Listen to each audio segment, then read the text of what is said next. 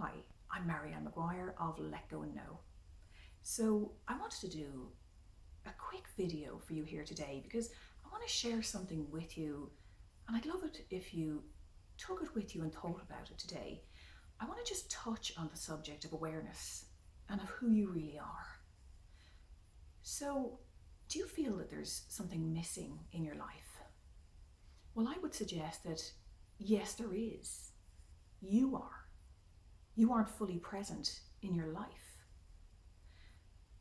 When you realize this and when you feel into this, it's actually a glorious opportunity for you to open up to who you really are. And that's where awareness comes into it.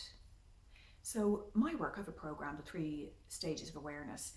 The first stage is becoming aware, and then connecting to awareness and living from awareness.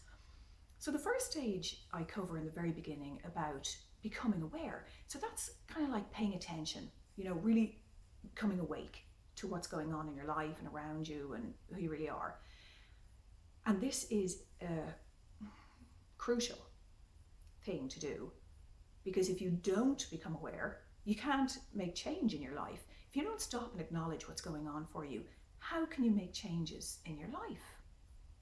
And then we shift to the profoundly beautiful subject, truth, fact of who you really are. When you begin to open up and you realize, oh my God, I am awareness itself.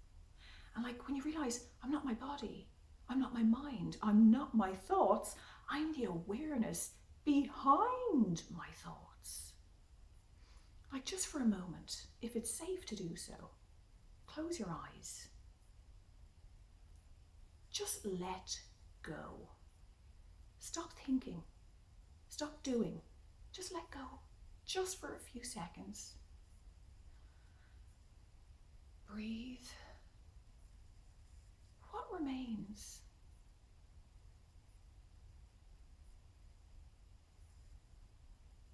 Do this later on again.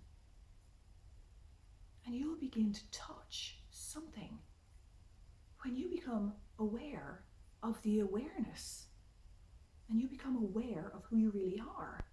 Touch this. Do this every day. It'll become more and more familiar to you. Invite it into your life, and things open up in a way that you could never imagine. So the first step, though, we can't skip that. It's very important.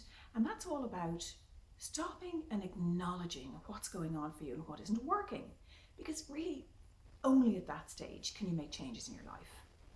So every day, this isn't a, do it once and you're done kind of thing. Every day, give yourself just the beautiful, loving gift of becoming aware of something that isn't serving you. And then, once you write it down, whatever it is, then you make a decision that you're going to not do it anymore. Now you can use words like trying or do your best, or you can just make what I call a pure choice and say to yourself, I'm not doing this anymore. This no longer serves me. I've had enough. Be very gentle with yourself. Stand in your power, but be very gentle with yourself, because you are dealing with years of conditioning. But it's just a more powerful way to do it, if you do it that way. Then you say to yourself, when, and inevitably, usually, these things will repeat themselves, when this happens again, how am I going to deal with it? What am I going to do? How am I going to respond? So say, for example, if your children are driving you mad and you've found that you're raising your voice and you just don't want to do that, you become aware of that. You've developed a habit of guilt or whatever it is. Stop, acknowledge what's going on, become aware of it. You bring it into your conscious awareness.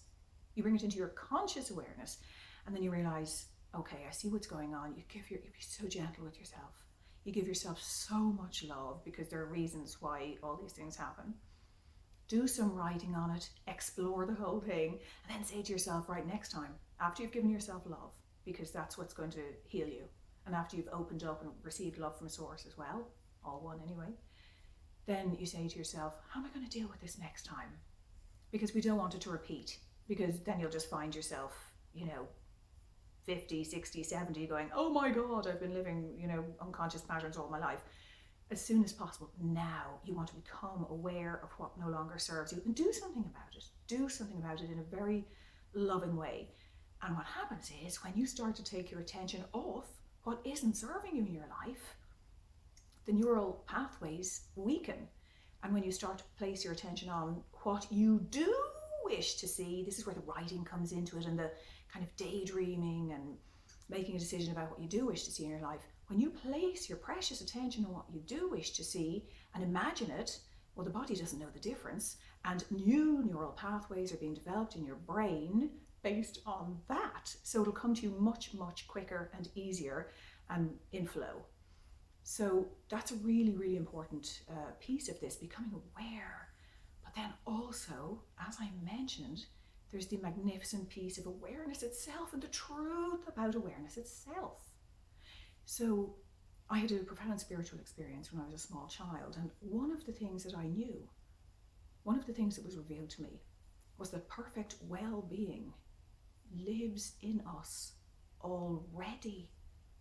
So now that I'm older and, I've had a chance to think about that, I really profoundly realized that you don't need to try and take a million supplements and go to a cave in the Himalayas and meditate for 40 years. And then maybe you might be worthy. Maybe you might experience some peace in your life. No. Perfect well-being and magnificence and beauty and love and truth, and it's ineffable. I don't have words long enough to describe who you really are. Perfect well-being exists within you already. Imagine if you placed your attention on that instead of trying to create your life from lack. We've all done it. I've done it too. Where you try to create something, but you're worried that, oh God, is this going to work? I hope this works. Or something's going on, there's some health, relationship, financial worry, and you're trying to create something better, but it's from lack. I mean, if you really look at what you're doing, it's from lack. Don't bother. Don't bother. Your results will be lackluster. Do yourself a massive favor, give yourself a huge gift, and start to focus your attention on who you really are, on the magnificence of who you really are. I mean, my God, physically you're amazing, mentally you're amazing, but on a soul level, on a fundamental spirit level, you're whole, you're perfect, you're complete, you're at one with the divine, you are divine. Imagine if you started to create your life from that space from now on. Do you think that the results would differ from what you've been doing up to now? So let me leave you with that thought. Pure consciousness is everywhere, all of the time, and it's who you really are. So wrap your arms around that thought, meditate on it, squeeze all the juice out of it. Of course, you never can do that because it's eternally juicy. And go ahead, give yourself the gift of setting some time aside for yourself. Write, meditate, go out in nature, go within, and start to ask yourself these questions. You know what? What am I no longer willing to tolerate? Write it down, look at it, be very gentle and loving with yourself. Give yourself loads of love. It's all based on your conditioning anyway. This isn't your fault.